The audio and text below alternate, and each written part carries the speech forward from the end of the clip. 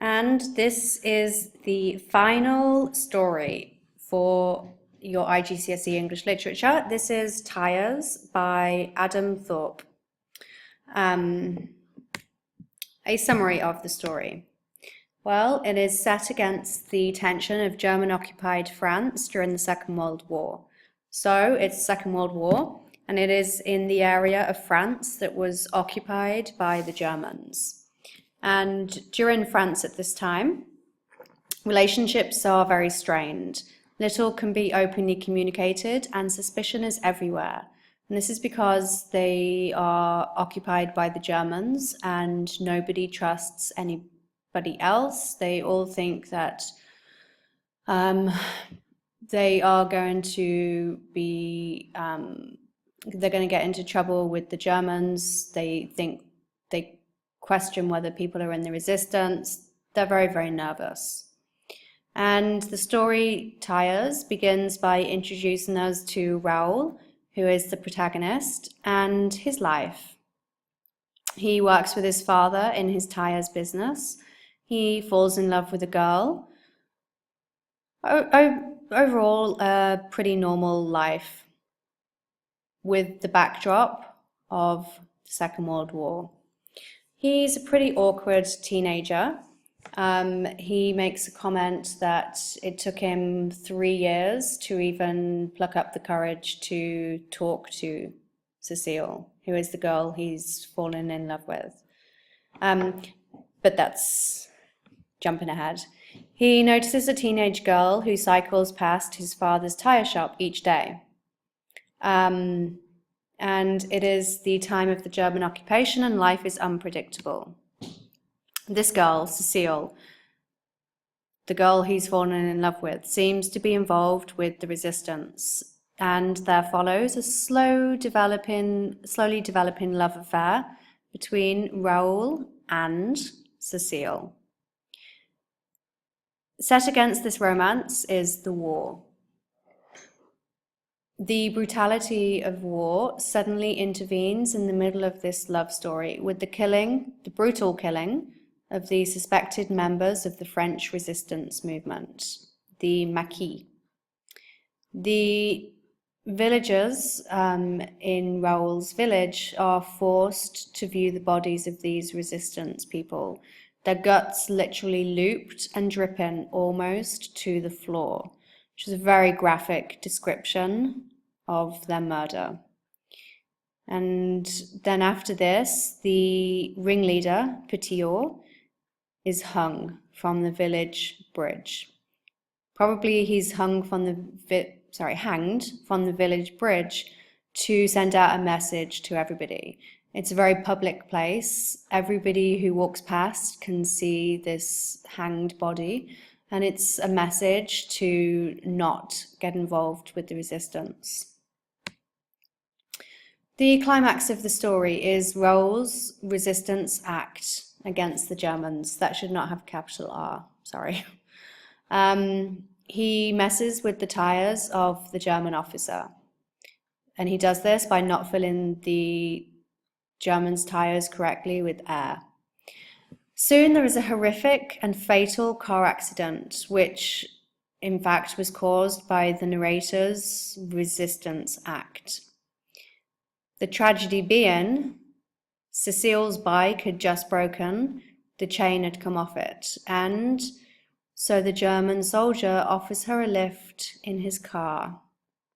Just after she gets in the car, it crashes and bursts into flames, and Raoul can only watch from afar, realizing that not only has his love died, but that it's all his fault.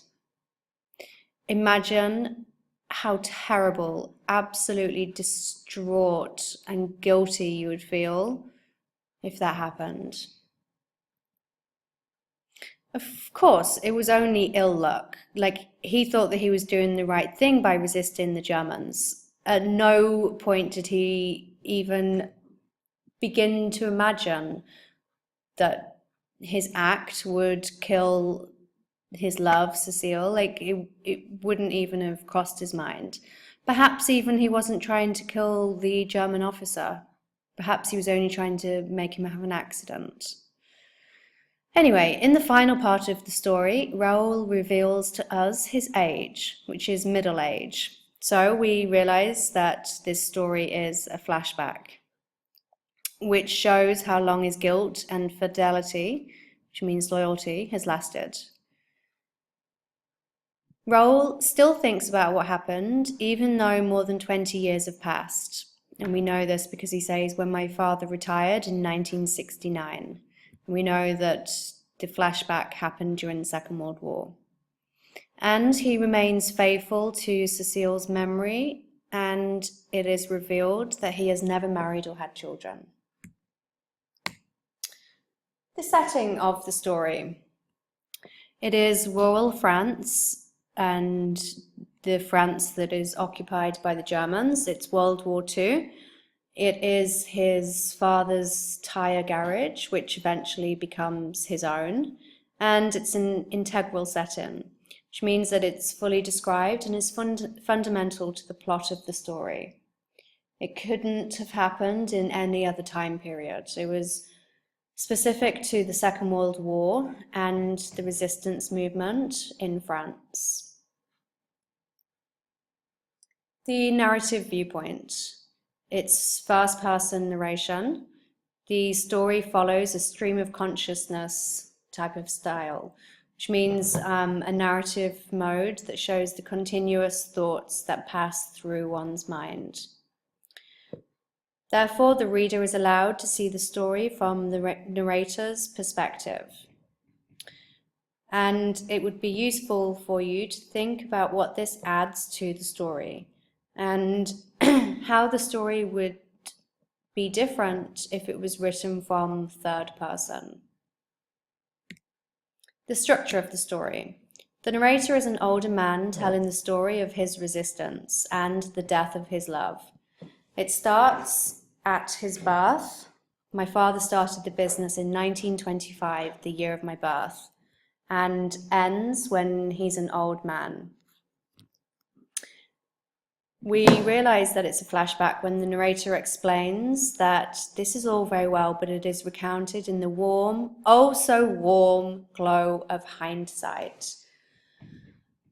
Hindsight means the ability to be able to look back and realize things, knowing what has happened in the future. At the end of the story, we catch up with the narrator in the present. I leave fresh flowers every year. It is a cyclic structure because the son starts helping his father in the tire garage at a young age. Then at the end it shows the son working at the garage, but it's his garage by then. And it's his father getting in the way while his father is watching him, just like the son did when he was young. And this shows a switch of roles. And Thorpe uses this to show that the father can't let go of the job as it's all he's ever known. And it also shows that the son should be happy to have his dream job, and his dream was to own his own garage. But he's not happy, and he's not happy because of his lost love. So that one act of resistance has affected his entire life. The characters. Well, we have the narrator, Raoul, and he is a symbol of the slipping standards of workers today. He's described as lazy at times and is distracted easily by the girl. But then also, this is typical of most teenage boys, so I don't think we should probably read too much into that. But that does mean that many readers will be able to connect with him.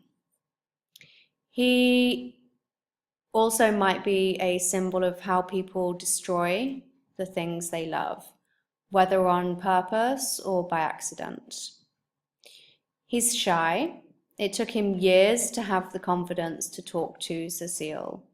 And of course, he is faithful, even years, 20 20 plus years after Cecile's death. He never marries, and he still lays flowers every year at the place she died. He holds his father's opinion in high regard, which means that he thinks very highly of his father. Yet he did not think himself worthy of Cecile.